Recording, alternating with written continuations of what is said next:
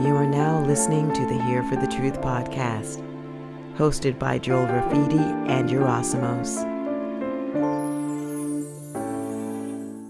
What's up, everybody? Welcome to episode 94 of Here for the Truth. Today we have two previous guests joining us together, Bernhard Guenther and Laura Matsue. These are two incredible individuals, but also a husband and wife. And today we're going to talk about evolutionary relationships and how we can use relationships as a vehicle to actually grow in consciousness and become more aware and more awake, should we so choose.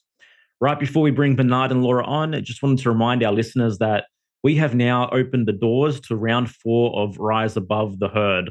So if you're interested in getting deep, in doing the work, in understanding yourself on a deeper level, in building true, authentic self-esteem, and learning how to create real value and putting it out in the world, because as you know, we cannot depend on these systems around us anymore.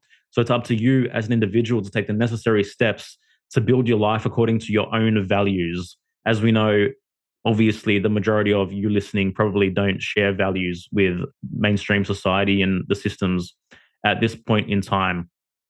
All our episodes can be found at hereforthetruth.com. Please rate, review, subscribe wherever you're listening. And this was a really incredible, raw, real conversation. And we hope you enjoy it. Take care. All right, everybody. Welcome to episode 94 of Here for the Truth podcast. We have our good friends and husband and wife duo, Laura Matsue and Bernhard Guenther, in the house today. Both previous guests of our platform. Laura had slightly more plays than Bernhard, but that's all right. Oh, really? I see. I'll play it. I think I talked about astrology on that one. The astrology podcasts always go well, actually. Well, we don't know because YouTube removed us, but that's all right. Oh yeah. True. Oh my God. Yeah, that's crazy. It's all good. We keep moving forward. Yeah. So since obviously 2020, the way individuals have navigated relationships have either been a huge catalyst for their growth on their truth-seeking journey, on their journey of authenticity, or it's kind of been something that's subdued people as a result as well. So I really want to discuss what evolutionary relationships are from the bottom up. What does that mean to you? And we'll go from there. Whoever wants to go first. All right. You go first. I go first. Okay. Well, evolutionary relationships, the way we see it, or like what I understand it, is using relationships as a vehicle for evolution. For evolution, soul evolution, for self-work, to do more inner work. They're growth-oriented, really understanding that both individuals, right, have their separate growth trajectory, so to speak, but it's happening within a unit of relationship. And we can use stuff that comes up in relationship, which most people call, label as conflict, arguments, or triggers, whatever, as a deeper insight into ourselves. If we apply, for example, basic shadow work, triggers, childhood wounding, or any form of trauma work, just the basic psychological or somatic work, we can use it as a vehicle to become more aware of our stuff, so to speak, integrate it more and help each other. I think that's a key point of evolutionary astrology relationships as well, that both partners can help each other to become more aware, so to speak, and use it as almost like as a catalyst for your own self-work. Because I can speak for myself, when I was single for a long time in Topanga Canyon, living in the woods by myself for like almost 15 years, literally. Right. And then out of these 15 years, I was single for 7 or 8 years. And I was deeply immersed in the work I'm doing now, studying, doing self-work, going really deep, But I also hit the wall because I also realized there's only so much quote-unquote self-work you can do by yourself, right? So naturally, the next step was kind of like, engaging more in what we call conscious relationship. And conscious relationship kind of relates to evolutionary relationships. And there's almost like a paradox because no relationship is truly conscious, right? For me, a conscious relationship is that we make the unconscious conscious, right? To really be more aware of what's happening. And again, use that as a vehicle for growth and use each other as mirrors. Not that the relationship is all about work and processing all the time, but you kind of, also help each other kind of self-realize or self-actualize, as there's this great quote I like from, I forgot his name, but it's the author of The Little Prince, and that true love is not looking into each other's eyes, but gazing into the same direction. Yeah, basically, we've seen that relationships can go in 2 ways, like sleep or wakefulness. So you can use relationship to kind of kind of prop up your insecurities, make you feel better about yourself, just push you to sleep or comfort you. And that's fine, occasionally, or you can use relationships to wake you up. And that is not for everyone. I think it takes a certain type of person, and you really actually have to be committed to that path yourself to want someone to help you with it, because it's not easy. Like him and I call each other out all the time, and we have to learn how to deliver it in a very compassionate way, because it's not easy to have someone see so clearly what's going on with you, point it out in service of helping you become a better person. So that's what we're kind of seeing. And we're seeing that a lot of people basically want deeper relationships, but they have no idea how to get there. They're so it's ridiculous, some of the stuff that we see in our programs, and they're really good people and really heart-centered, lovely people, but their relationships are a total mess and disaster. And so we see that there's a lot of work that needs to be done, even beyond the regular psychological work, which I think is the foundation, but really getting clear on, rather than using relationships to just kind of keep you secure, or, to have an identity in the world, is what are your relationships really about? And if you're on the path of awakening, the quickest way is to actually surround yourself with people on the same path who can actually point out things that you can't see yourself. Yeah.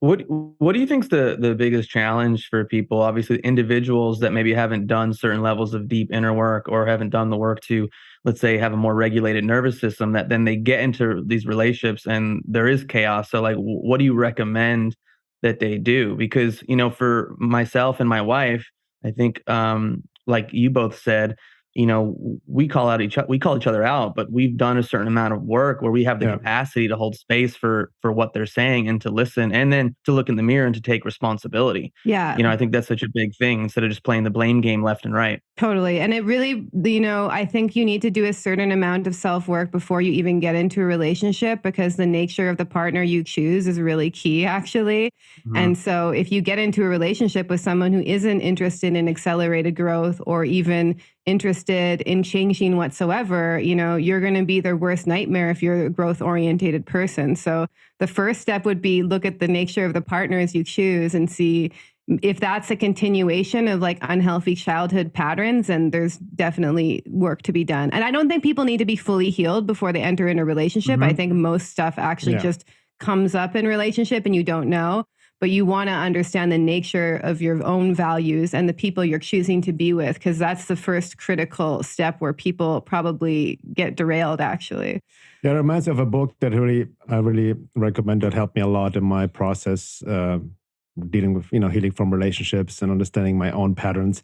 It's called How to Be an Adult in Relationships by David Rico, and he beautifully combines shadow work with some Buddhism, spiritual work with the hero's journey, kind of tying that into the relationship aspect.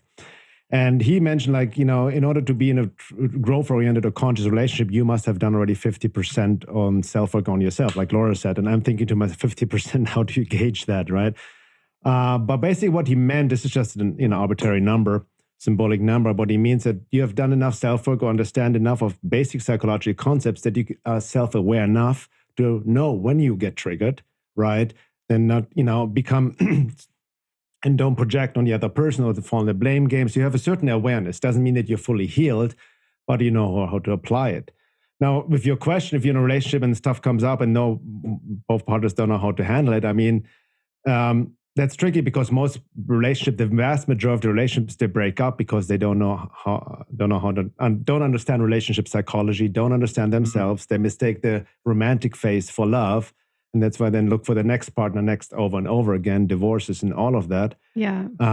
But if both people are, not, I think ideally then both people would engage in the self-work or learn about it, which is easier said than done, because usually in our experiences working with people in couples, it's mostly one person more quote unquote wakes up, wants to do the work, and the other person is kind of lagging behind. So yeah, but then also people can use that as that's a very common projection people have, is they'll read a self-help book and then they'll be like, you need to do this instead of me. And then they immediately project on their partner, when it's actually more interesting to see how when you apply this work and you truly change, how that can also change your relationship as well.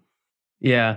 I love that in terms of like sometimes you don't need the other person to change. If you just do what you have to do and focus on your work, the dynamic shifts. I've seen it. I've seen it in myself. I've seen it in the relationships that I witness around me, that like this idea of wanting to control the other person. Let me change you. Let me change you. It's like, well, if you just change yourself, who knows how that's going to shift the harmonics between you and your partner. Totally, exactly. And that's what we had to watch out too, because we're both very knowledgeable, and then we can we use our psychological knowledge as weapons. I've been there, man. I've totally been there. I totally get it. And it's like if anyone who's done like even parts work, you know, it's like you start doing all these studies, and then you gain this part. It's like the psychological knower, the one that knows, that has the answers, that's going to point out everything.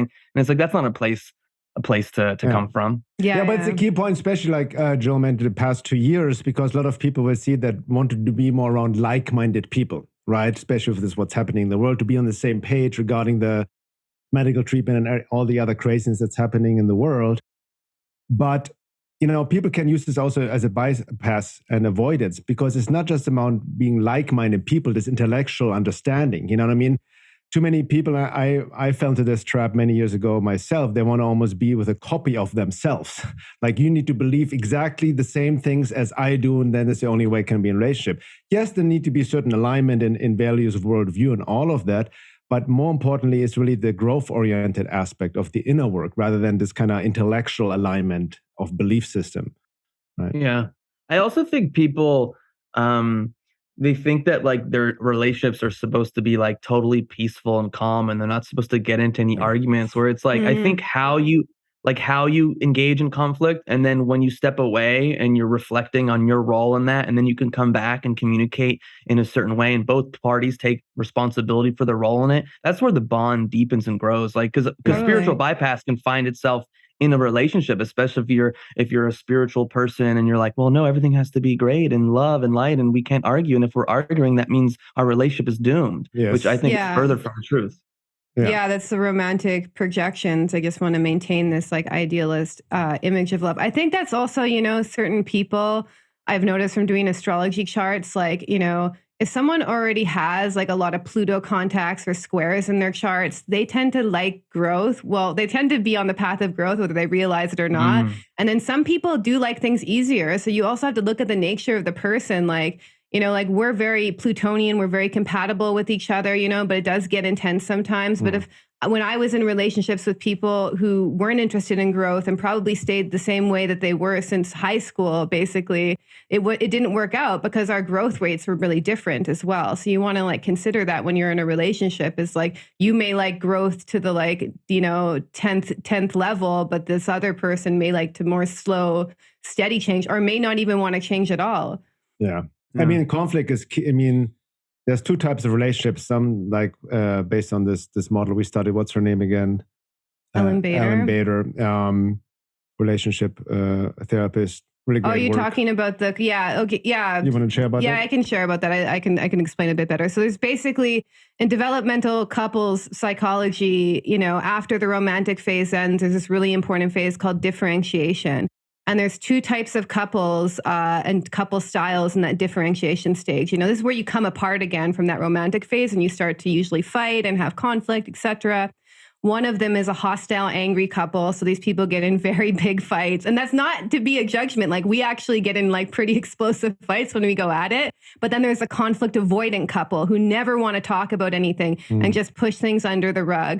So both of them need to learn conflict management strategies and differentiation. Differentiation meaning like learning how to listen to what your partner share a different perspective than you, or even feedback about you that you don't like, without kind of taking it personally and getting too enmeshed with their kind of experience. Like just allowing them to be their own person and speak, you know, a different point of view, or even point out things that they don't like about you, or maybe show characteristic traits that you don't really like in them. And so that's a really important phase, so that you guys can also maintain your individuality. And then there's a coming together again after that. But most couples break up because of failed differentiation.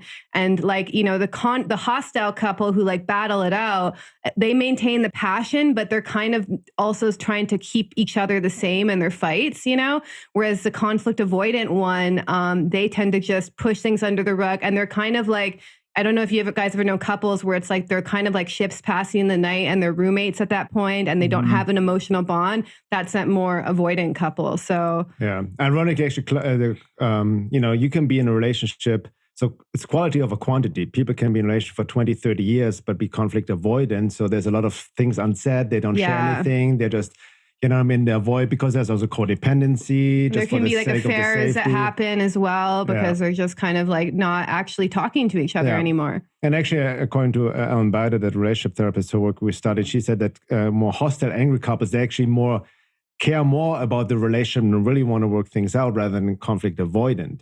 And so it's common, but it ties into what you said. There's a stigma around like when, Hollywood romanticism programming or spiritual stuff about the twin flame nonsense and all of that you're always in harmony and everything is blissful and you have always the greatest sex and love and everything goes just up into the sunset, Yeah. Can you actually talk a little bit about the twin flame thing if you want, just because people bring that up. I mean, I just see it constantly for the last, I don't know, 10 years on Facebook or social media, and just over and over and over again. And I'm just like, okay.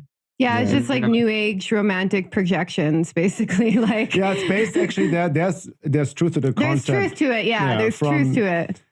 I can share a little bit from the esoteric tradition, like esoteric Christianity, which is something I've delved deep in, not to mistaken with the dogmatic Christian religion, right? There's I'm sure you guys know the inner circle, the esoteric teachings.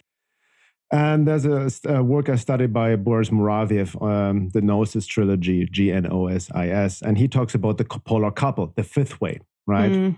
Of doing esoteric work together with a man and woman that are polar, they have a certain polarity. Not to mistaken with the polarity teachings out there, which is a whole other can of worms. We'll get to that. We'll get to that. So, meaning they are suited for each other, but the key aspect of the of that kind of quote unquote twin flame union is that they're both partners have done enough esoteric work that they're connected to essence and truly can recognize the other. Sri Aurobindo talks at the same concept about the spiritual union, the psychic union, but there's certain prerequisites. And the number one prerequisite that both man and woman have to be evolved to a certain level of being to be able to connect to essence and recognize the person on that level. And you cannot actually truly have that union unless you are already developed to a certain level. And this New Age distortion, I mean, I looked at the different signs of the twin flame union, and like it reads to me like if you understand basic psychology or trauma bond. It's like a classic avoidant attachment stuff. What was it, chaser, hunter, or something like that? Yeah, like they have all these, and then it ties also another work of my colleague and friend Eve Lorgan, The Love Bite, The Dark Side of Cupid, which is really like more occult interferences in relationships and the counterfeit twin flames. So this is a whole other issue within that as well. But yeah, I think the twin flame stuff is just a lot of traumatized people like using that as a spiritual bypass. And but they get themselves into, situations that are extremely, but they're lying to themselves in the sense of what the relationship is really all about and trying to make it into something which it is not. And I have to say, the fact that it's so compelling to a lot of people in the spiritual community shows that like it's of mythological importance right now. Like people want that kind of relationship that's more spiritually orientated, I think. It's just whoever designed like the checklist for what a twin flame is, it's just, you can see that they don't understand basic relationship psychology, actually. They're like, if they run away, if they're married to someone else when you meet them, that's a good sign. And it's like, oh my God, like these are all red flags. Yeah. And so I think that people are drawn to this because they want deeper, like soul-based relationships, basically based on true self to true self, not the persona, which is most matrix relationships are just like, you have the right persona for me, I have the right persona. Yeah. We make each other look good, but on an essence level, they may be even repelled by each other. Yeah, you're right. I think that's what we see. There's definitely almost the collective need for deeper relationships and everything, because something is happening we cannot deny it. In the positive sense, I see a quote unquote awakening, right? That's why, guys, you do your work, we do our work. There's something is happening, right? The friction is increasing. So relationship naturally needs to change. So people are looking for something more deep and more profound, but then they can easily latch on these concepts. And, So let's correct it. What are some of the green flags for like a positive relationship? Well, first you got to know yourself, know your values, like what's really important to you. I think like speaking for myself, like I remember, the worst time, the most difficult relationships, which were really, really bad relationships in the sense of really like disillusionment, difficult breakups when I became very desperate. Yeah. Right? Yeah. Looking for a partner. Oh God, I need a partner. Yes. You know what I mean? With all the projections. Yeah. And before going to green flag, the red flag was actually is almost the romantic, like the projection, the butterflies in the tummy, like, oh my God, you think about this person all the time. When Laura and I met, it was more like a sober recognition, not in the sense, there was kind of emotions involved and obviously like attraction, but what not this overwhelming, like, oh my God, she's the one and all of that.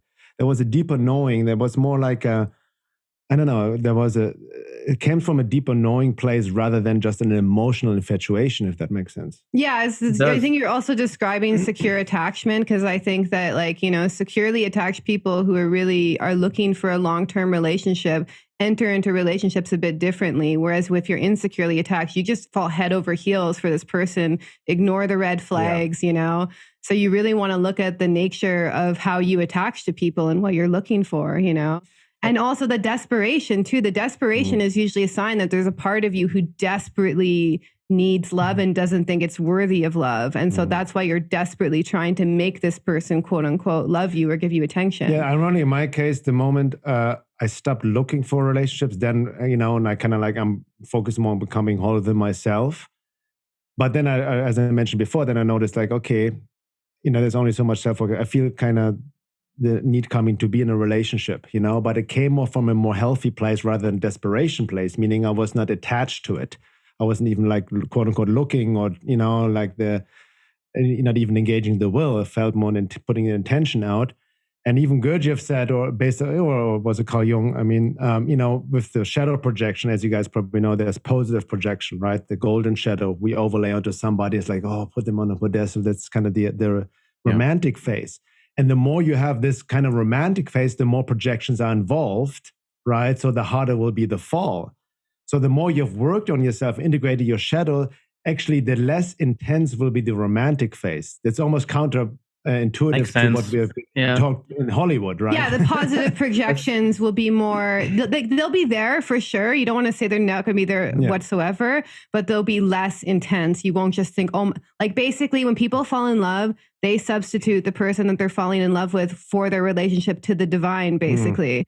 So if you feel connected to something higher or a deeper purpose in your life, you're not going to make one person like this kind of holier than thou relationship, which is what a lot of people do in the beginning phases.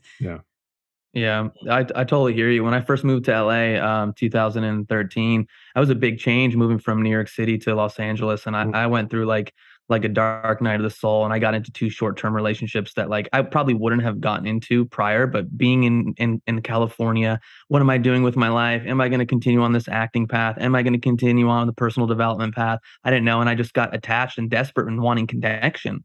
And these were in relationships that just weren't ideal for me. And at the same time, they were what I needed for my growth because they woke something up within me. And to have an ending of a relationship in a certain way that had never happened before, it was definitely a deep teaching for me and kind of like crumbled me in some way. But I think prepared me for it when I met my wife. Like we met in like somatic bodywork training. We were just friends for like 6 months first. We like enjoyed each other. We were like, oh wow, someone I could talk about psychology with and all these interesting things. It didn't have that same that hunger and that hook that some of these other types of relationships have. And I just felt like, it was a relationship that started in a completely new way. And here we are 8 years later and doing our thing, Yeah, there's also this psychological concept called repetition compulsion, where you feel like a compulsion to repeat the early childhood relationships and attempt to heal it. So when we feel this intense, like falling in love, and we don't even consider, what kind of life does this person like? Who is this person? In front of me, it's a high probability that we're repeating something in the past in an attempt for our psyche to resolve it, not realizing that you kind of learned the lesson from that experience, but we've seen people get caught in that repetition compulsion for like decades, literally, and not realize that they're stuck in this negative cycle that's just showing them that something needs to be looked at within themselves.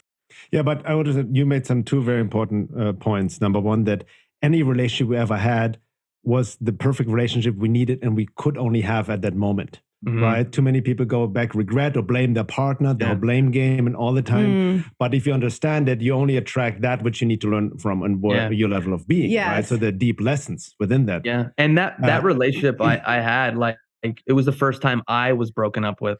You know, usually I had Very humbling. I had the control, and I was like, fuck, you know, and yet like even in those moments of like just the deep pain and just laying in my bed or in the bathtub or whatever, like I had enough of consciousness where it was like, Yerasimos, this is the medicine you need, you know, just be with it, you know, and in that moment of my life, like I was just allowing it to be there. Like I had been off all substances. I wasn't partying. I wasn't trying to go like fuck the pain away. You know, I was like, listen, let's just embrace this. Let's take this all in. And it was painful, but I think it was necessary for me. I don't think I would be the man I am to my husband today if I didn't have that experience. Your wife, right? Oh, sorry. Did I say husband? Did I say I wouldn't be the man I am to my husband? Yeah, I think I'm. Yeah. Bro, don't out us like that. Yeah, sorry, bro. Sorry. Everyone, episode 93, Joel Yerasimos, come out of the closet. But yeah, I don't think I'd be the man to my wife that I think, you know, she deserved, and even for myself. So anyways, I think that's going to be a reel, bro. That's going to be a reel. That'll be great. For sure. I'll counterbalance this argument. I guess my wife and I connected from a definitely insecure place after listening to all this. I told my wife I loved her within the first 45 minutes of us meeting. Oh my God. And we pretty much lived together ever since. But in hindsight, I definitely see the places we were coming from. And it's been an extreme amount of work to get to where we are now. But even from that starting point, for anyone listening, if there is a deeper essence of shared values, if you are on the same path, it can still be corrected. Yes. You're both going through an extreme amount of shadow work together. At any point in time, you can correct it, actually, even decades into the wrong path. Yeah. And also a point, I mean, we also, you know, Laura obviously works with astrology, composite charts, synastry charts. Each relationship is so unique. You know, so it's important that while there are archetypal rules, relationship psychology, each relationship is different. So we cannot never compare. And what you should, I'm sure, you got with your wife early on, maybe in your life, we both were very young, but I'm sure you guys had your own rite of passages then within that. And it could have gone any other way, right? Did one of you have secure attachment though? Like one of you kind of like have that kind of like a positive family figure, role model that had a connection to you? I think so, yeah. Okay, yeah, that helps too. You both might appreciate this because you know of human design. And my wife and I were both emotionally defined in human design. And I shared this story before. And like within a month, within the first year of us dating, she tried to break up with me 3 times because my value system at that point was kind of like, I don't know if I need to get married. Like, I'm cool. Let's just do our thing. We're fine. And her value was like, I want to experience marriage. I want to be with someone who wants to get married. So one time we came back from I think it was like some, it might have been even like a relationship conference or some seminar. And we're sitting on the couch and she's just like, I'm ending this relationship, you know, and she was really emotional, you know, and I kind of was there. I was emotional with her, but I kind of dozed off during the argument because it was really late, you know, and then I think I woke back up and she wasn't super pleased. It was really late, tired. But I remember saying to her, I was like, babe, listen, we're both emotionally defined. Like, you know, you probably don't want to make this decision when you're at the height of an emotional wave, you know? And so she went to sleep. She woke up the next morning. She's like, oh, thank God we didn't break up. And so this is where like having tools like astrology or some of these other systems that can highlight, you know, how you are as an individual can help the relationship. Because I think a lot of people, they're just like, they're floating around. They don't have like, they're not grounded in who they are. And also, you know, by knowing your astrology, by knowing your human design or whatever the case would be, I think it can like help ground you a little bit and understand yourself on a deeper level. That's why we use it so powerful. We have conflict sometimes. Yeah, we have a lot of intense like aspects in our chart as well. So we've had to kind of use it as a guide to kind of understand how to resolve some things for sure. Yeah, I mean, understanding your natal chart or whatever system you use, you know, but the natal chart in tropical astrology and synastry and composite are really important to understand. And the composite is really like the fate of the relationship in many ways. Well, not to say that it's predetermined, but it'll show you kind of the archetypal energies you guys are working through, you know, so we have like a lot of 4th house stuff in our composite, and that's like, you know, early childhood stuff. So we've had to really heal a lot of that stuff in our relationship together. It comes up even without us knowing that. it comes up. It just gives you a good framework that kind of, what you're working with and where you need to, and how you need to work with it. Yeah. Helps you, like you said, become more objective. You use it as a lens. Yeah. For sure. So what is love?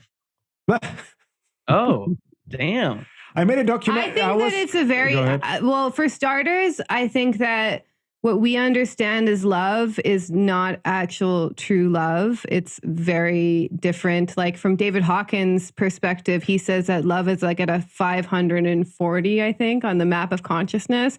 And he says that 80% of people are below a 200.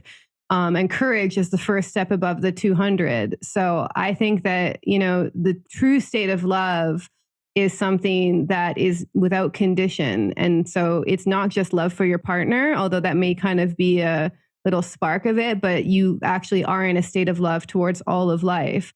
And so most people, I've only been in that state maybe like twice in my life, after like a lot of meditation and even being in India and being in highly charged places.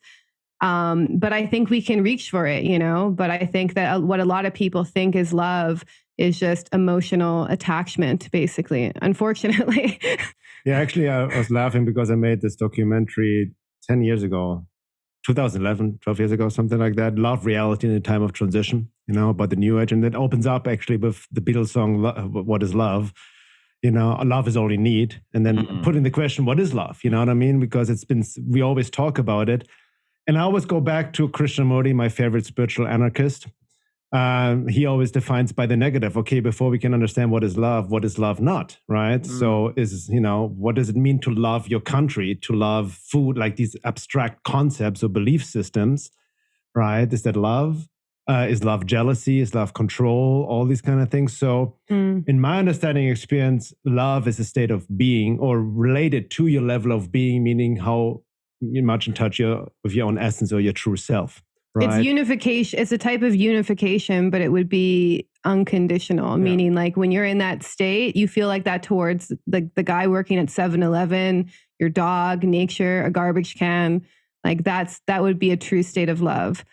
What's the film with Steve Carell, Love Lamb, Love when he goes around? Do you remember that? I don't know that movie. I didn't see that one. Oh, no, with the news anchor. What's his name? Anchorman?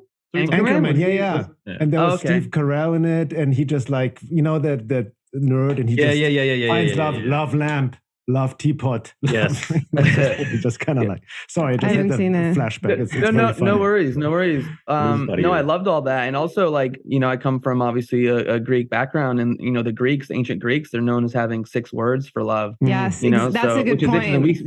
We say love and it's like, oh my God, how do we define it? And in the Greeks, they had eros, which was like sexual passion. They had philia, which was deep friendship. They had ludus, which was playful love. Agape was that love for everyone. Pragma was like a long-standing love. So those people that are in like a long-term relationship and there's just this deep knowing of each other. Yeah, and then also, of course, self-love, Except from my understanding, there's a Esoteric traditions is also that love is equals love is knowledge, right? Love is gnosis. So it's not necessarily a feeling. I think that's mostly mistaken as a feeling. But it's something, the ultimate love we're yearning for, even unconsciously, the state of being, right? Yeah, that's based on truth. It's a deep knowing. In the sense of like... I know, honestly, it's very rare, actually. Yeah. It's very rare to find people in that true like state of love consciousness. Yeah. Yeah, because when I look around, and if I'm being honest with myself, a lot of it's conditional. Yes, I feel like a lot of love is conditional. Like the minute your partner or someone in your family or your friend does something that you don't like, it's almost like there's this pulling away. There isn't this acceptance. There isn't this knowing and deep connection. So it's interesting to observe in myself and even in others, because like you said, it's rare. It's extremely rare. Yeah. And it's very hard to maintain this kind of frequency in a world that's at this level of consciousness too. We don't keep that in mind, especially being in the US right now, but David Hawkins did say like one person above 500 can affect like hundreds of thousands of people, So, our true power is in raising our consciousness, at least so that we can start kind of climbing the ladder and get to, even just courage, even if people could get to a state of courage in their everyday life and kind of live from that state, they're already operating a level of consciousness above a lot of people. So, and then it's been also abused. We can go back to the new age, love and light. You know what I mean? Everything is love. All this is love. The spiritual bypassing, and then mistaking love for just like always being nice and gentle and harmony. But love is forceful sometimes. Sometimes it can call you out. That's love, right? Setting a strong truth. boundary. Setting a strong boundary. Like there can be love behind that as well. So yeah, sure. Maybe love is truth. Yes, I would, truth, like you guys with capital T, Yeah. So that's the ultimate. What is truth? That's a whole other topic. I think in this, everything, truth, love, all these concepts, these big words we use nowadays, I think we're constantly working towards that. You know what I mean? Like simply, like for me, the enlightened state, awakened state is a more objective state of being, to see the universe as it sees itself, to see with the eyes of the divine, which none of us are there yet. But we're working to that, right? Now, even with seeking truth, we have maybe little truths about what's happening in the world, but that's in the end still subjective truths in light of the bigger picture of, we never understand even the role of evil. Something maybe bad needs to happen before something good can happen, but we see it through our little lens and like, oh, this is horrible and all these kind of things. We don't see the bigger picture. But the more we evolve, the more objective we become. And I think true love, with the big T, truth, perspective is this more objective view to see things as they are without judgment, which it's easier said than done because we right away we judge and we project always, right?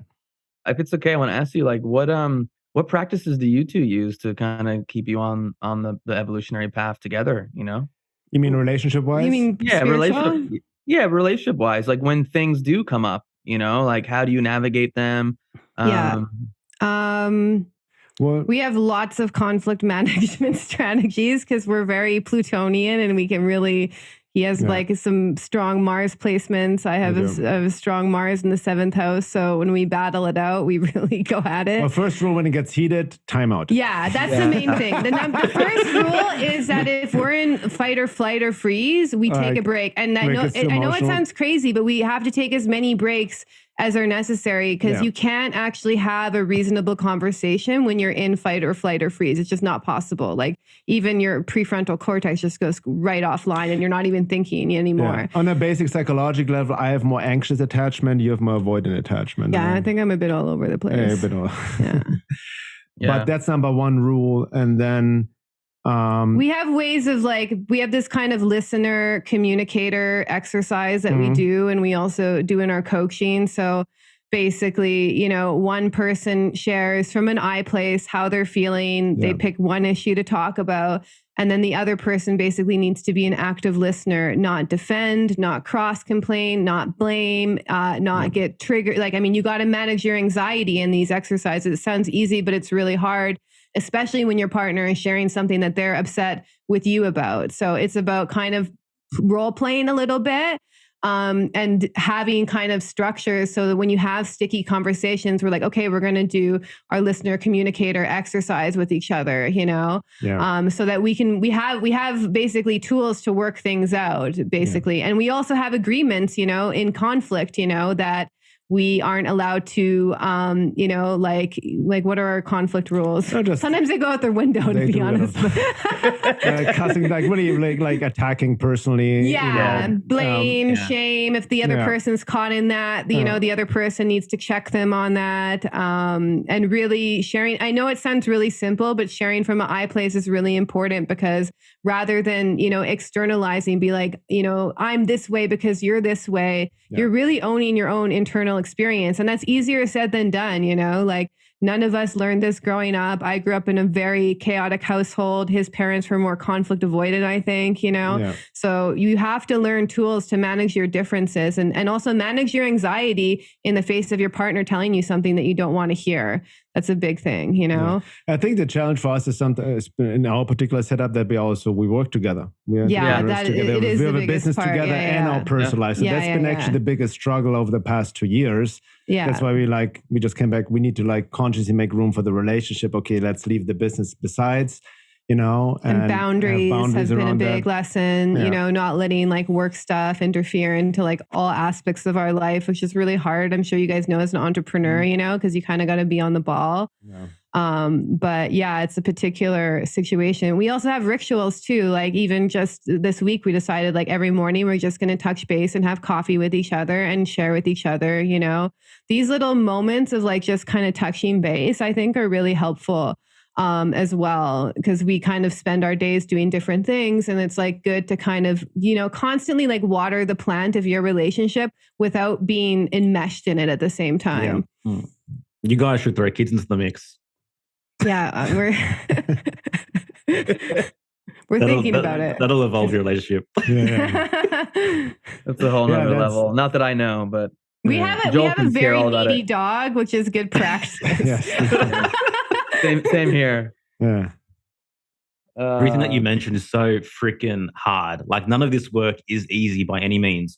It's taken me so long, even just to get to the point where like I don't take things personally to the degree that I did. But also, like, I want to talk about how can people use their relationship as a mirror to their childhood wounds? Oh God, like it all comes up, the way that you feel about yourself, the way that you relate to others, the way that you are able to emotionally connect to others. Yeah. A lot of this is really templated very young, into your brain. And you have to kind of be willing to reinvent yourself in relationship, especially if you didn't have the greatest childhood. Yeah. So, but it's very clear, because humans are made to attach to people and have healthy relationships. So we almost basically by design. So when we're not doing that, something happened usually. And if we don't feel safe enough to open up to people, usually something happened. So yeah, that is. For example, it's like as an example, if you mentioned before evolutionary astrology, you have a lot of aspects in the fourth house, the home. Yes. So being aware psychologically in our conflicts sometimes come up, I can literally see myself sometimes, or when I'm conscious enough to regress back to that inner child. Yes. Right. That didn't get what it needed from his mom back then. And trying to get it from her. And then vice versa, we're constantly projecting our parental images out onto the world. That's another thing. So like my relationship to my father can show up in my projections towards him. His relationship to his mother shows up in projections towards me. So you really have to have the level of self-observation to realize that what you experience in your own psyche is not actually what's happening out there in the world, which is a very advanced technique, because you have to be self-aware to observe your own thoughts and then create some distance between what you're having going on in your own psyche and who your partner actually is. And it's very hard sometimes. So I think, learning how to work with your triggers and projections is so essential. And it's easier said than done at the same time. I think we kind of see each other a lot more clearly now. What do you say from the beginning? Yes, absolutely. I mean, also in the beginning, we had our own romantic projections, that had to fall away. Yes. Right. And then the stuff emerged.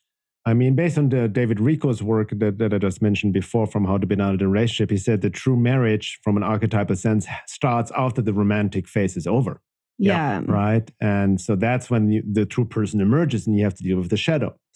And, we definitely feel like, we feel like our work has really taken off, what we also present to the world ever since we're together. So we are very complementary in that sense, right? There's a deeper purpose going on. Yeah. But at the same time, there are a lot of lessons to be learned within the relationship, right? So we also want to keep it real. It's not like, we could market ourselves as twin flame experts, right? Like, can I play that game?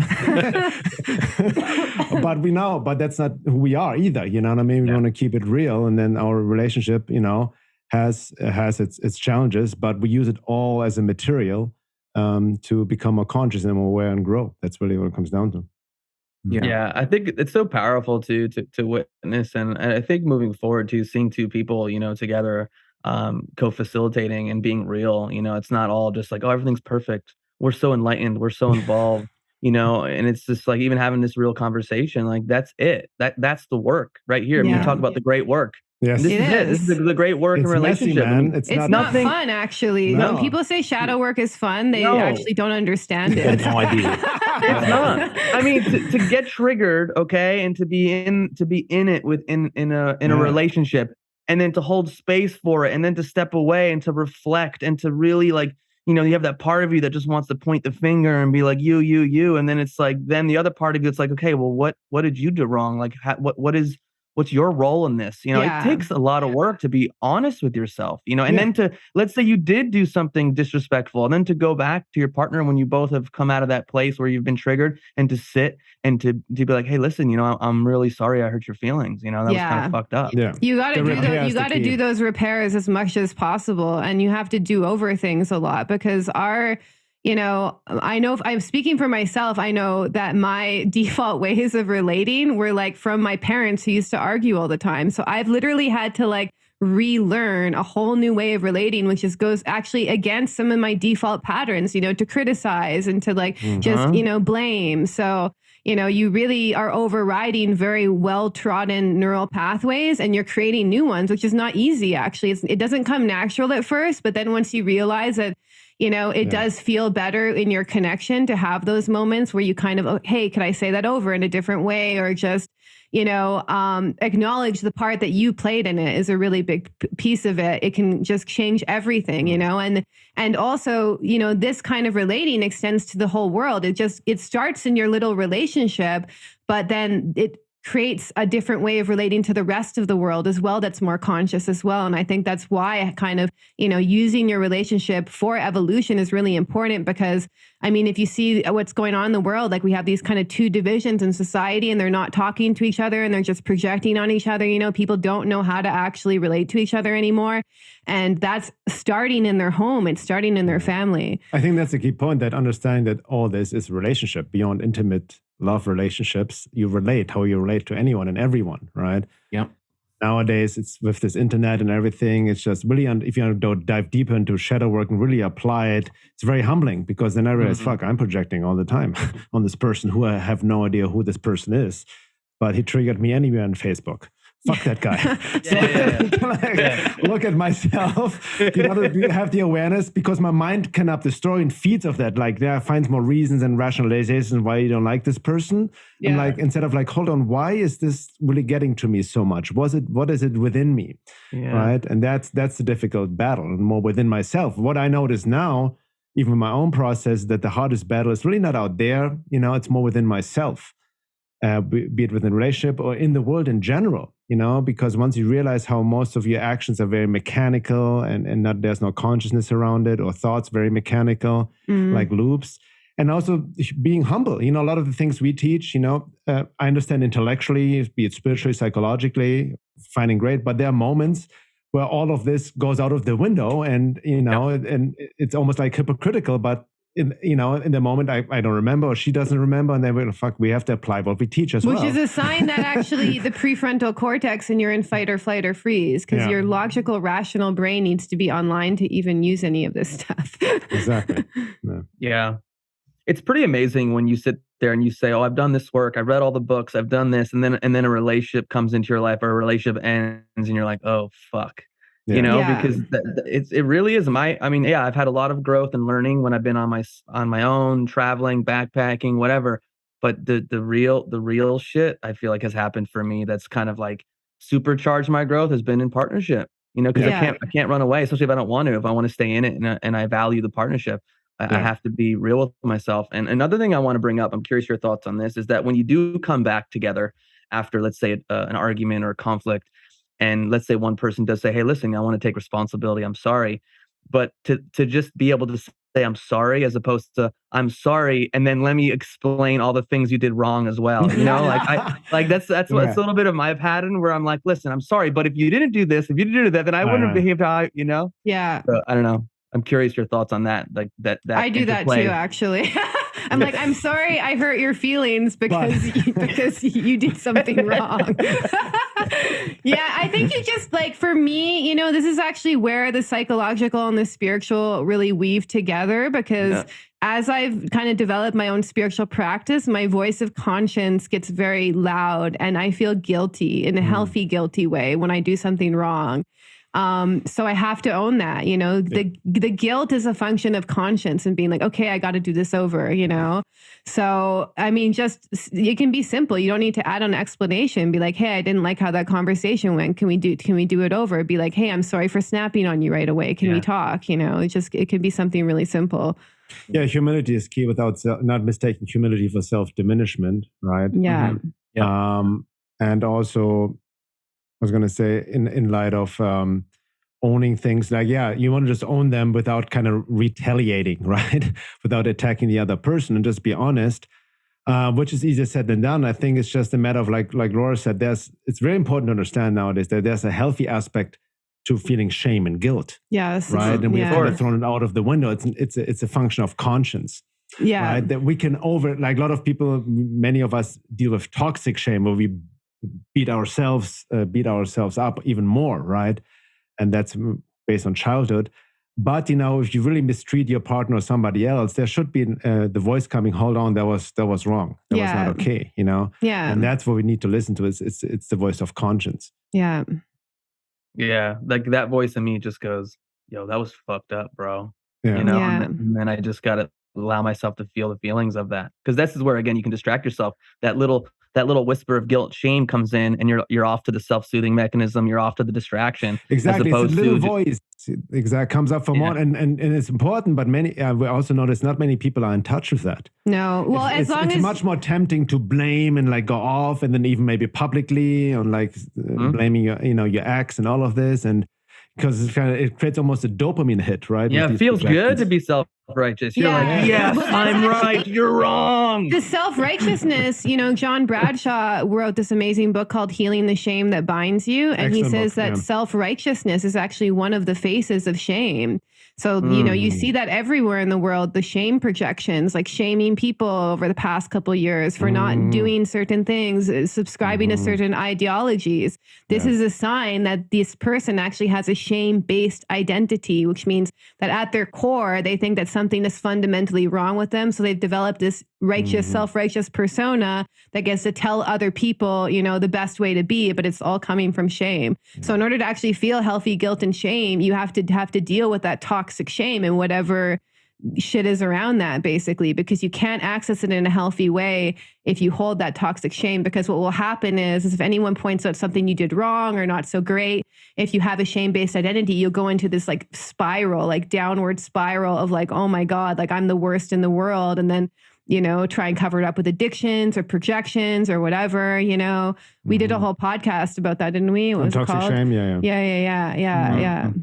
Karen is actually a big lesson in our relationship even too, is that we had to look at the ways that we had shame-based identities. So when it came up in conflict, we were kind of like blaming each other out of self-righteousness without realizing that like, no, we have something both going on inside ourselves. I also tended to like in my relationship patterns, more codependency and like actually beating myself up. Yes. Like judging myself, making it even worse than it is, taking on too much.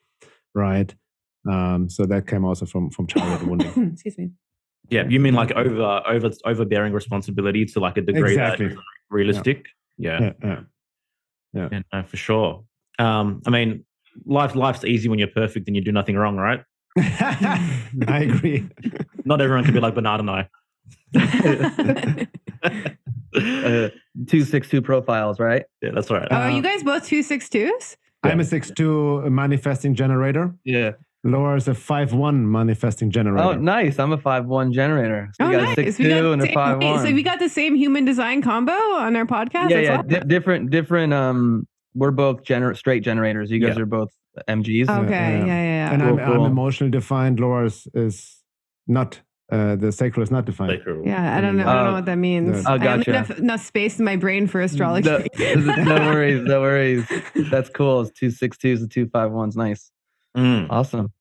So we kind of touched on this, but just I guess to make it clearer, when two people come together from a place of not having done the self-work, what causes them to be attracted to each other? I guess can we extrapolate what a trauma bond is on a deeper level? I I mean, it's usually a lot of conditioning from childhood, like, you know, not only how their parents' relationship were, but their opposite sex parent, what they were projected on, you know. So some people are projected from their parents, you need to get married, you need to have kids, you need to do this and this and this, you know. So we have a lot of like deconditioning that needs to happen before we can even enter into an evolutionary relationship. Because even some people we talk to actually in our programs, like they may want relationships that have been subscribed to them by society and their family and peers and culture. So I think a lot of, I mean, there are different levels. Relationships sometimes also just what called in esoteric Christianity the general law, meaning the process of nature, just biological attraction, and just nature has an influence over the attraction for the sake of procreation and all of that, you know? Yeah. And then just based on personality and all, I think, but a lot on that level, I think a lot of, I'm not taking myself out of the equation, a lot of the attraction happens, or why we're attracted to people or certain people attract to us, is completely unconscious. Yes. Yeah. The reason why we think we're attracted to the person or she or he is attracted to us has nothing to do with what we think it's consciously about. Mm-hmm, right? mm-hmm. I learned that the hard way quite a few times. So, you know, until it reveals itself and you realize actually unconscious child wounding trauma, you know, seeks that relationship almost to recreate that, what we experienced in childhood. That's kind of basically a trauma point, right? Yeah. Unconsciously recreating. If you had trauma. If you had, it could just also depending the type of trauma and all of that. If you didn't have trauma, it would just be a recreation of like what you know relationships to be via your parents, you know? So if you want to stay on that track, then you can just follow the same patterns that they did as well. I see that a lot too. Yeah. So I see. Yeah. I was going to say, I see also too, like, you know, that whole saying opposites attract. Is that I feel like people unconsciously get drawn to one another because the other person's holding an aspect of themselves that they either haven't developed or they've repressed. So it's almost like this person's coming to you as a sign to reintegrate this lost aspect of yourself, you know. And in the beginning, you know, that feels all warm and fuzzy because it's all happening unconsciously. And then after the romantic period that you called about, these little differences are the things that cause so much friction and challenge that end up leading to a lot of early breakups. Guenther, for example, said people can be a perfect match based on the personality, but complete incompatible in terms of essence, right? And then another note, for example, you can have the most amazing sexual connection and like attraction on that level, but not be a match on an essence level for a deeper relationship at all. It's just biologically driven, you know, for example. And then, you know, I don't know if you guys get into like Carl Jung's anima animus piece, because this is what comes up in opposite sex relationships.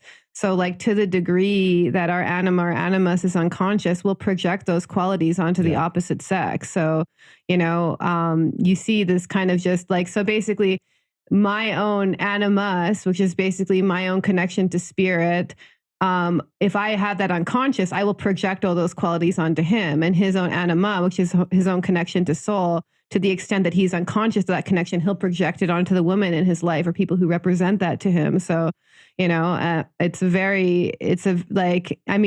the relationship that we talk about in evolutionary relationships really has to begin inwards. It can't be an externally seeking Basically, thing. anima-animus integration is the alchemical marriage of the inner male and female. Yes. Right? Not gender related, just the qualities. Exactly. It's like it's a divine union within, essentially. Yeah. Okay, so let's kind of bridge to, obviously out there in the world of social media at the moment, it seems like every single person wants to be a relationship coach. You know, we've got these polarity teachings on steroids, so to speak. Yeah. You know, what are some of, I guess, the misconceptions or the flaws around what a lot of people might be consuming by following all these accounts that, you know, all of a sudden are teaching about relationships and what it means to be a man, what it means to be a goddess, etc. etc. I mean, like, people would be better off just like learning about secure attachments than getting into these kind of like theories that kind of these sub communities make up, you know, because it is really just sub communities making up theories and then kind of running with it. And what would you say about that, honey? Well, I think it's good observation, Joel. I think it's really. I was also, what's all this polarity stuff? These new relationship teaching coming up, you know. Yeah. And I look into it, and for me, it's not, you know, I can see some essence. I'm never the type of person to throw out the baby with the bathwater, right? But the way I see it is almost a mechanical reaction to the woke left of just trying to destroy the traditional family and The masculinization of women and feminization of men. So now it gets the other extreme. We need to be a dominant man to lead the woman. Traditional the woman needs to be Christian, submissive. kind of like. Right. But what I see when I just observe, just on a basic observation level, I see a lot of very wounded men and women drawn to these teachings could more benefit from just some basic psychological inner childhood work, shadow work, projection, anima's projection. That's really what polarity. That's pretty advanced. But what I'm saying, what polarity. Anima. I think the animus piece is like the missing link in the polarity. I think that's what they do. They want this hyper feminized woman and this hyper masculized man, which is not really. It's almost regressing back. Right. And I think that's what we see with this whole left versus right issue as well. I remember, by the way, on that I watched Michael Tessera and you guys had on, right? And I think you asked him the question or like something about what he sees more the rise of a more far right actually happening. And I think that's a danger in that, right? That we get caught up in this duality there. And miss the boat. And I see this even with relationships. It should be more traditional, going back to the good old days where the man was in charge and all of that. But what is missing is this alchemical marriage of the inner male and female for both. So they both become whole and not hyper-masculized man or hyper-feminized women. I think that's kind of like the blind spot there. Yeah. I think that like also people are kind of sick of the left and they're kind of like going to the other side of the pendulum and they're like, oh, we got to go back to traditional Christian values. And it's like kind of like role playing what my grandparents used to do, basically. Sort of the fact is we've actually, I'm not saying like, we're more conservative and traditional in some of our values, but that we've evolved actually past that and we can't deny that. And I think people are wanting to regress to like the old days in this romanticism, like I've lived on a farm, I've grown my own food. My grandmother was a very traditional woman, but humans have evolved past that as well. So we kind of have to, include that. And rather than being like, oh, we just need to do this and this and this and go back to this traditional life and everything's going to be okay. I think that has some value in it for sure. But I think that times have changed now too. I think that the whole polarity move is mostly also based on like just behavioral changes, just you should act in a certain way or role playing. It's like persona development. Yes, personality development, which never works out great in the long run. Yeah. And I almost feel like a spin off maybe you guys are aware of the pickup artist movement. You know what I mean? Yeah. It's almost like a spin-off of that. It's a seduction kind of thing as well. And then the man, like almost women are desperate looking now for a provider because that's the role of the man, that can be very easily abused. Yeah. And then how can be women more seductive or more submissive? Yeah. I mean, we had one, I've known people that have kind of engaged in some of the polarity teachings and part of them. And it's done. It resulted in even more abuse with this whole submissive dominance play and all of that, which, some people are not, how can I say, can take it way too literal. Yeah. And it's weird because it's not a secret how much your early childhood templates the way you relate to yourself and the way you relate to others. And then people don't want to look there. They want to go into polarity. That sounds interesting. They get very almost fascinated with the novelty of whatever is a trend of the day, rather than actually just doing just the basic groundwork. It's not even basic, but just doing groundwork, Yeah, I think people, they just really want to grasp onto a very black and white view of reality. So it's like if one thing's wrong, then the other thing must be right. If New Age is wrong, then Christianity must be the answer. Oh, that's another one, etc. And without willing to really observe and understand what's going on. But again, to me, this is where human design helps. My wife's a manifester. She's never going to surrender. That's just the reality. Yeah, for sure. So do you think there's any truth to the polarity teachings? Obviously, do women naturally want more safety and security? Do men naturally want to be more respectful? That's why it's so seductive, because it is based on this truth, even with Bernhard, like the other day, I was like, can you just go in the restaurant before me? I just feel more safe when you do that. Yeah. Like little things like this, like it makes a difference because, women by nature, I think we're more open and flowing, and they need that kind of container of the masculine, like even before we met, like I kind of had my sessions and whatever, but I didn't even structure my purpose until he came and provided the container. Vice versa, like my creative energy also kind of helps him with his work. So, like the masculine and feminine need each other. And I think that, especially with the whole like genderlessness that's kind of going on and like there's all sorts of gender stuff happening right now. And I think that the polarity stuff is kind of an answer to like what is true in nature. It's like part of us returning to maybe some sort of natural order instead of this weird distorted version of it. I think that that's what it's trying to aim towards, it's like, it's almost like it's a necessary pendulum swing, but it's not quite the way. It's not fundamental differences between men and women. That's really what it comes down to. But I think the polarity is taken too far. We have seen even one popular polarity coach saying, you know what I mean? If you as a man think you have an inner feminine, you're feminized and just living a lie. Like this is. I've seen that. Yeah. Oh, you know what we're talking about. Totally.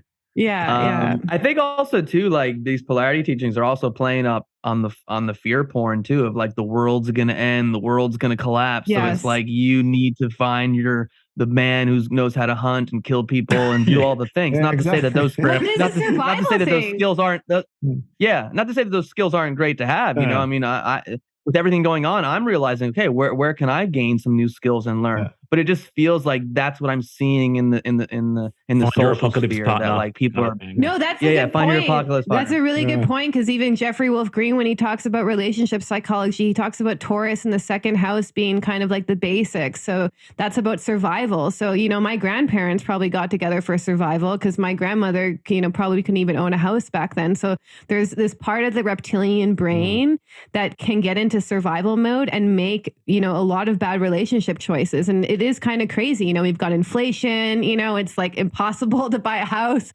these days, so that never underestimate the part of that brain and like just what it will do in order to feel safe and secure. Yeah.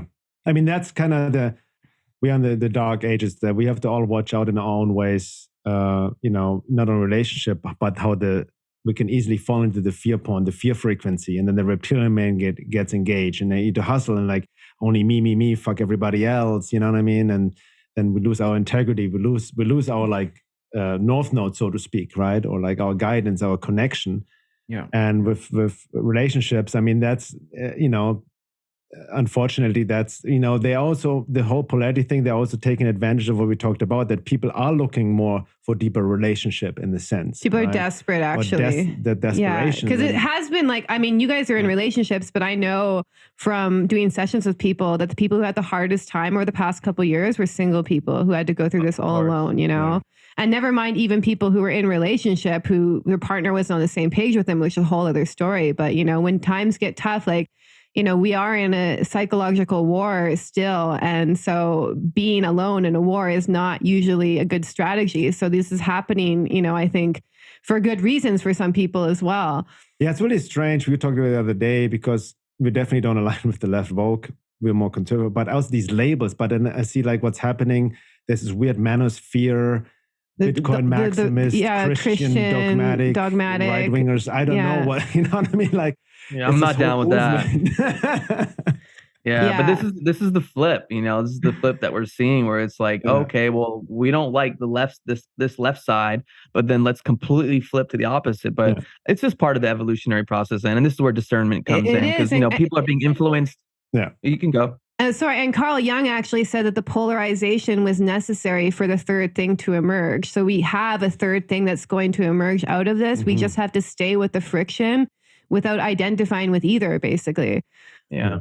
But I mean, I see it in my own life, even when the past, like when I got really into health and nutrition, in my early to mid 20s, like I was like a food Nazi. I was like the health Nazi. Like I literally was just like pointing everything out. And then it's like, then you come to this kind of healthy place where it's just, you just feel more balanced around it, So I feel like that's what's ultimately going to happen on a greater scale. Joel, you were saying something.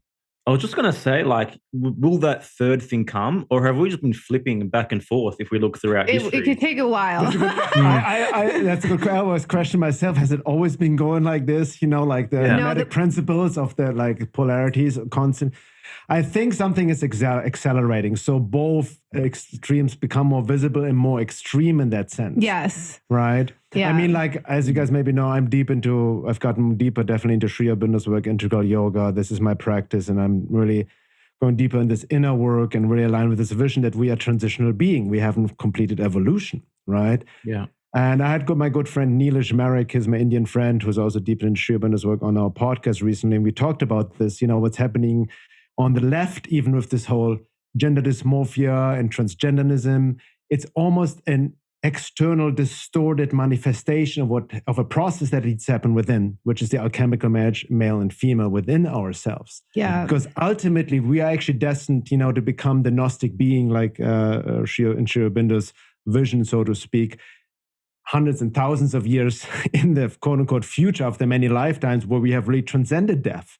Right, where we don't need to, don't need to eat, don't need to consume anything. We really have crossed the barrier out of the animal body, so to speak, and become a spiritual Gnostic being.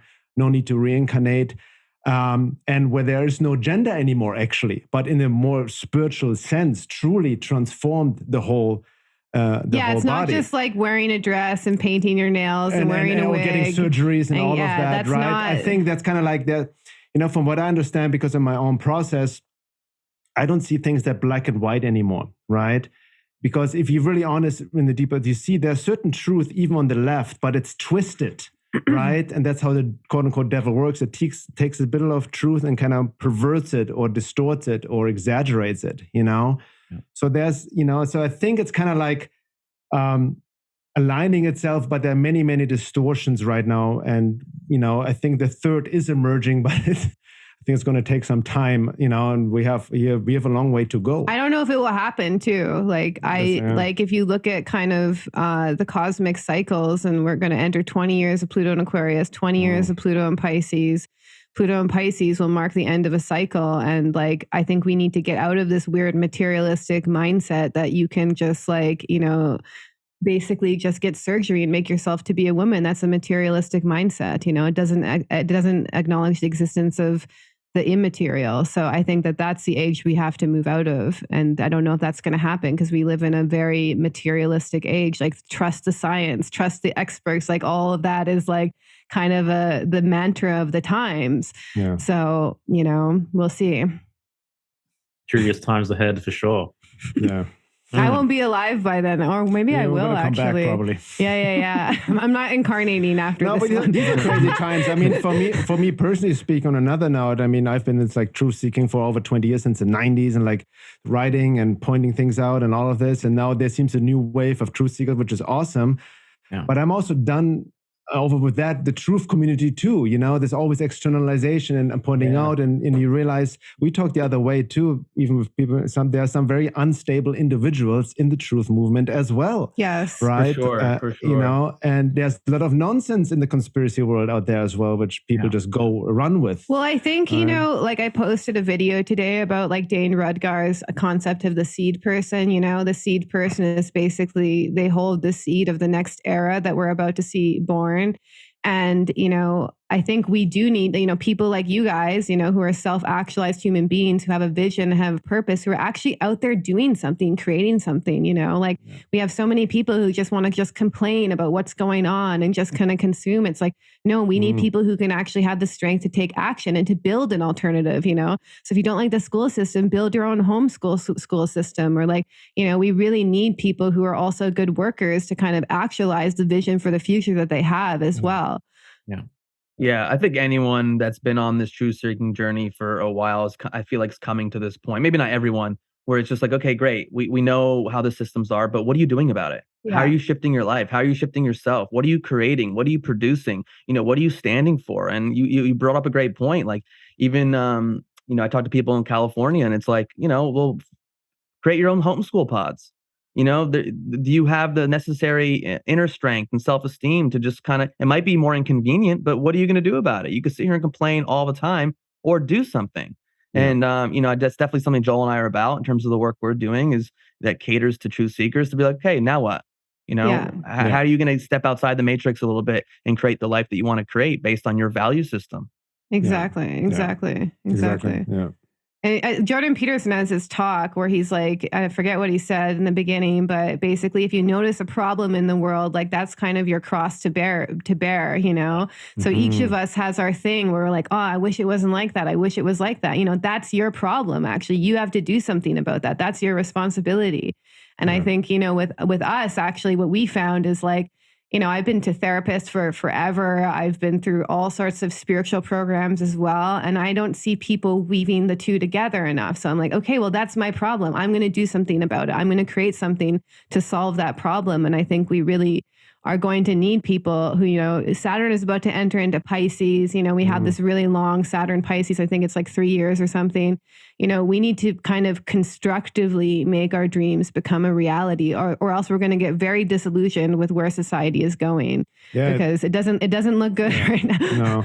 Saturn Pisces might increase the whole dogmatic Christian thing, by the way, which is going to be a pain in the butt. Yeah, and just basically, on a practical level, wherever it's going to be transiting is like your karma yoga. You need to work in that area of your life. You need to put in like the kind of Capricorn, industrious discipline and do work in that area of your life. But I think we're going to have a lot of like disillusionment and, we're going to see the rise of authoritarian religions, dogmatic religions again, because people tend to kind of revert back to that as a trauma response. Yeah. The good thing, though, is I think that a lot of this kind of new age stuff will get kind of destroyed under the lens of Saturn. Saturn will take away anything that's not of value as well. So, yeah, we're in for quite a ride. I mean, we're definitely seeing that, but I'm noticing way more people on Instagram and my Facebook threads that are just doing the complete flip from the new age to like Jesus. I know. Oh, really? Like a lot, I know. It's a whole movement. A lot more than I thought. So the fact that you say this whole Saturn and Pisces thing, I'm like, wow, I'm really curious to see how that's going to play out.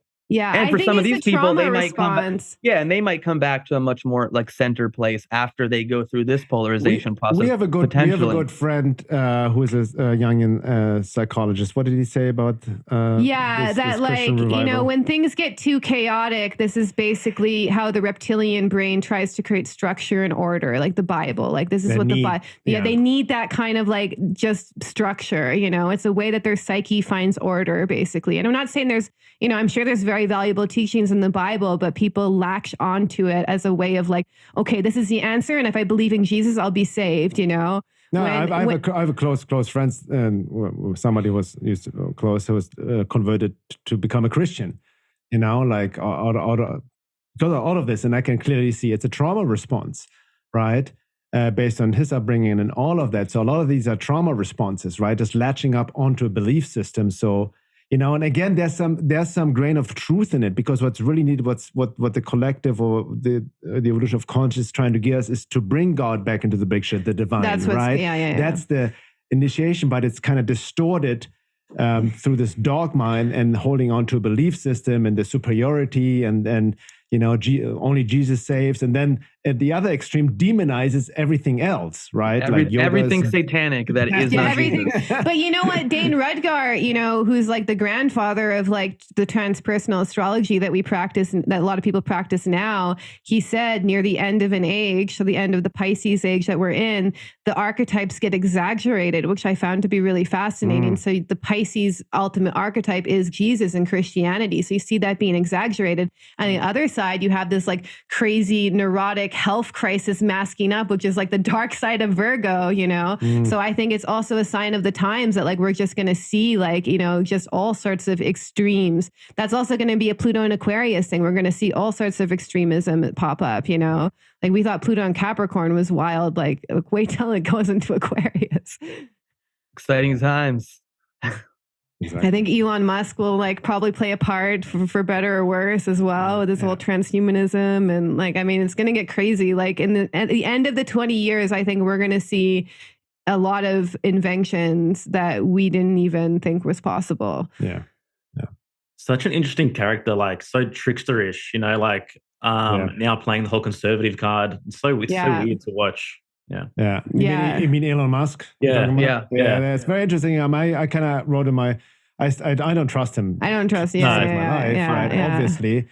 But I'm also like, I stopped getting away from like, oh, he's the antagonist, he's the evil, he brings in transhumanism. It's like, if people's roles are not that black and white to me anymore, Like, I think what's happening, like Laura said, transhumanism and all what's happening in the world, the Great Reset, it's inevitable. I think it's going to happen. They've been working through it not only 100, but thousands of years. I mean, if you've even researched Great Reset, World Economic Forum, that started already back in the 70s. I mean, they're not stupid people. And they've been working through that long-range goal for a long time. But how it plays out exactly is still up to us. But I think some things are inevitable in the time that they're going to happen. Yeah. And then we bring our own. That's why it's important, like Laura said, to be the seed people, to not only be point out, this is like, look at Klaus Schwab, oh my God, what he's doing. But what can we do, you know what I mean, to align more with truth? And truth in that sense is being with the truth of your being, with divine will. That's kind of like, can help the shift, so to speak. And that's why we're here, I think, all of us in our own way. And we need to, contribute in our own unique way. That's really what it comes down to. Yeah, I agree. I don't think anything can really stop the trajectory of what's taking place, but it doesn't mean that individuals have to take part in it. Just like we chose not to get the vaccine, we're going to choose not to get the microchip. There's going to be this distorted reality that carries on. Obviously, it's going to be a train wreck, and we'll be in the position to observe it. But at the same time, it's important that we create our own systems, create our own value. In conjunction with what's happening. Yeah. Exactly.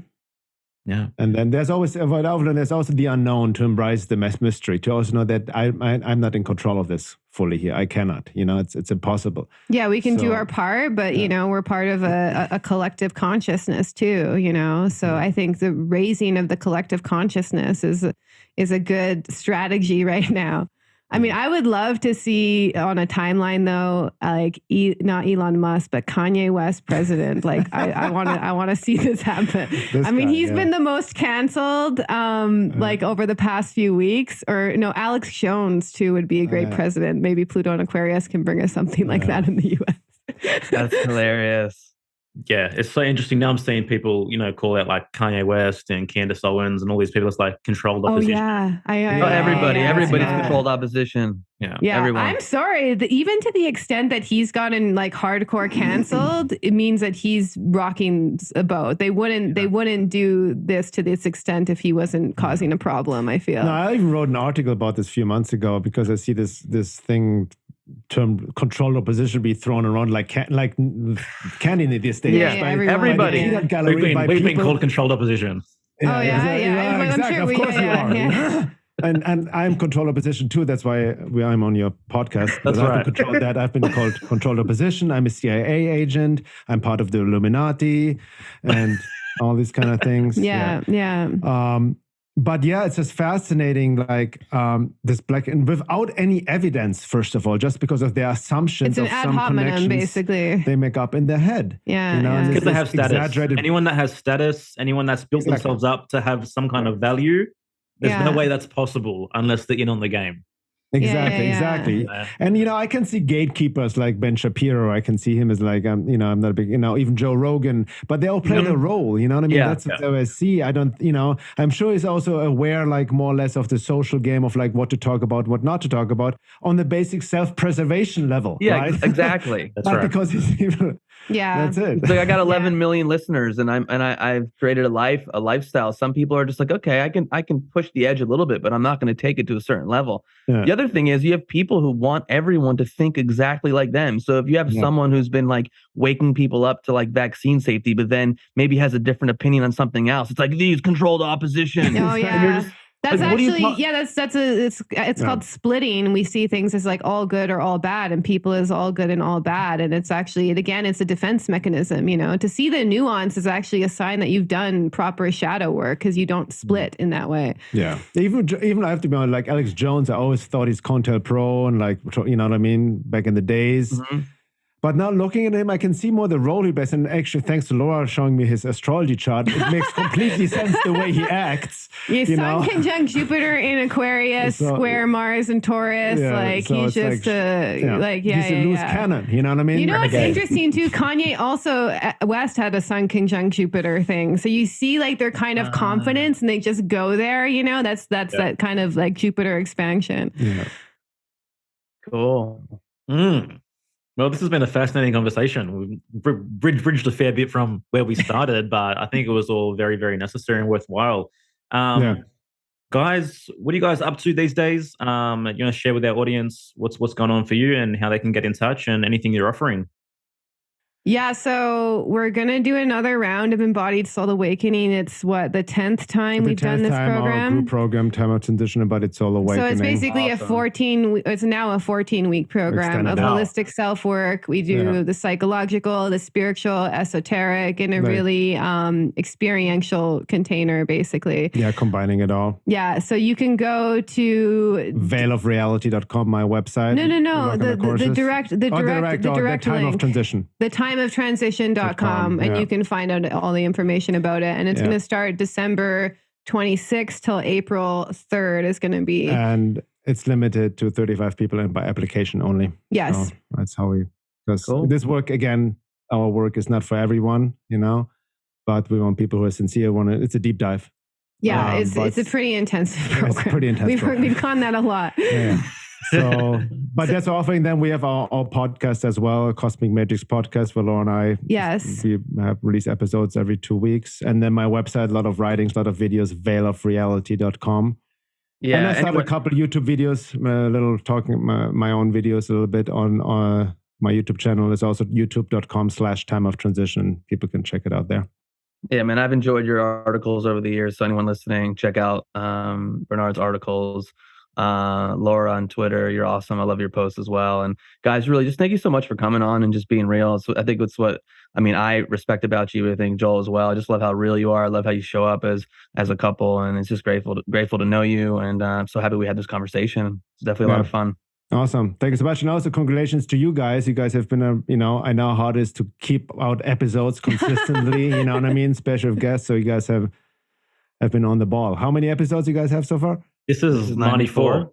94. Oh, wow. That's awesome. Yeah. Because I remember when you guys started out, was a couple of years ago? We started a year and a half ago. Yeah, that's awesome, man. Yeah. So it's been fun. Good work. Yeah, we're generators, man. We can't stop now. We're too committed. But yeah, guys, I echo everything Yerasimos said. Thank you so much for being, incredible voices of reason throughout this time. And I highly implore everyone, if they feel the call, to go check out Bernhard and Laura's work. Thank you so much for listening. We truly appreciate it. And we'll see you next time. Take care. Thank you. Thank you. Care. Peace. Smoking mirrors, I'm seeing through the illusion. Waking up in a time, they think you're in a delusion. Somebody set the alarms, cause they be too busy snoozing. I'm in a DeLorean. Fast forward in evolution to a place where we can share our confusions. Yeah, 450 BC, I'm sharing tea with confusion.